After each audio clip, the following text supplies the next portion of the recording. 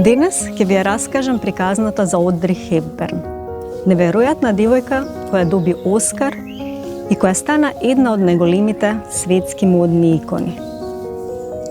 Како дете бев палава и весела. Мајка ми беше бароница, а татко ми беше многу згоден човек. Меѓутоа еден ден не остави без никакво објаснување или без да каже збогу. Тоа беше толку болно што тогаш станав срамежлива и несигурна. Почнав да сонувам за целосно семејство кое ќе го имав како возрастна, со многу деца кои ќе ги сакам.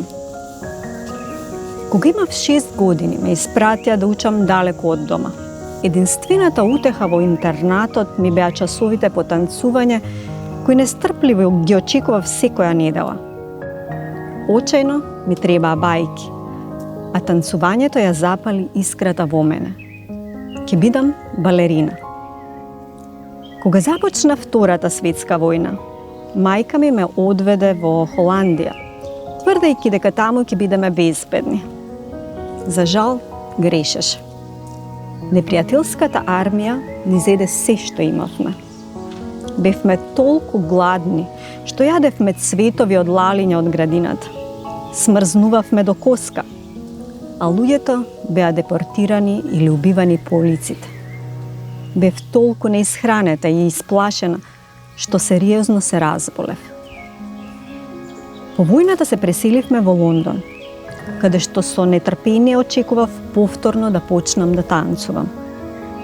Сепак, учителот кога го контактирав, без никаква грижа на совест, ми рече: "Премногу си висока и немаш вежбано долго време.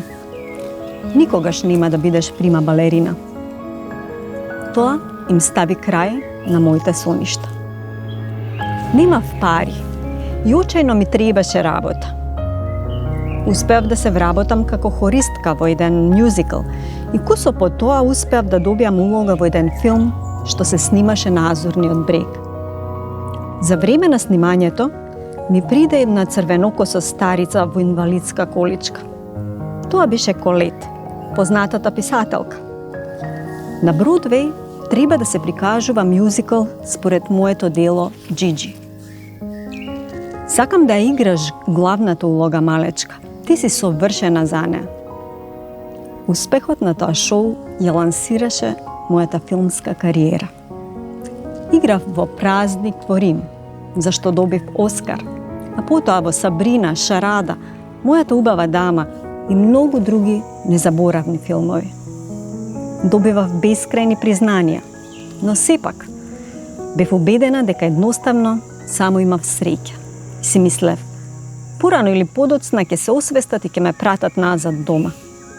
Токму затоа работев толку напорно, без да кривам голема врева. Учев толку многу години за да бидам балерина, а толку малку за да бидам актерка. Но почувствував дека треба уште многу да учам. Имаше еден аспект на снимањата каде што се покажав како посамоуверена. Не сакав да изгледам како безизразна кукла или полошо, без грам памет. Сценските костими, убави како што беа, мораа да ме направат да изгледам како самата јас. По Сабрина, а особено по Појадок кај Тифани. Женската публика ме виде како една отворена, спонтана жена, со која можеа полесно да се идентификуваат отколку со другите актерки.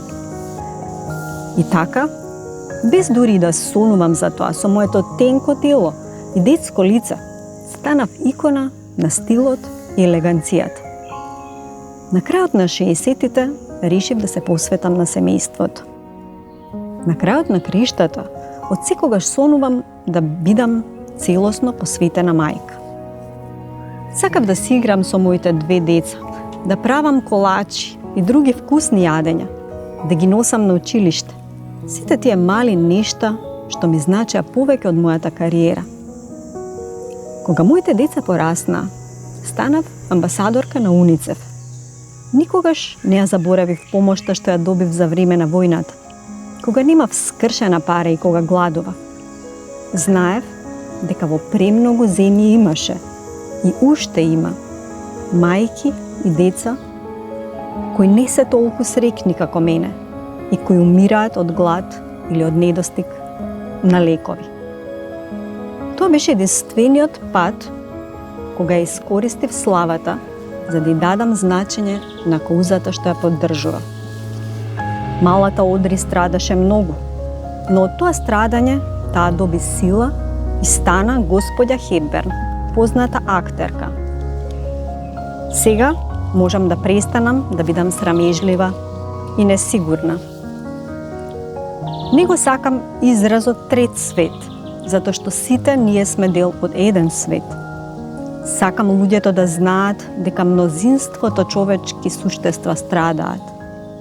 Реков гласно и јасно дека на тие луѓе им е потребна помош веднаш. Јас бев првата која даде пример. Сакаш да бидеш како Одри? Биди силна и смеј се, дури и кога изгледа дека ништо не оди како што треба.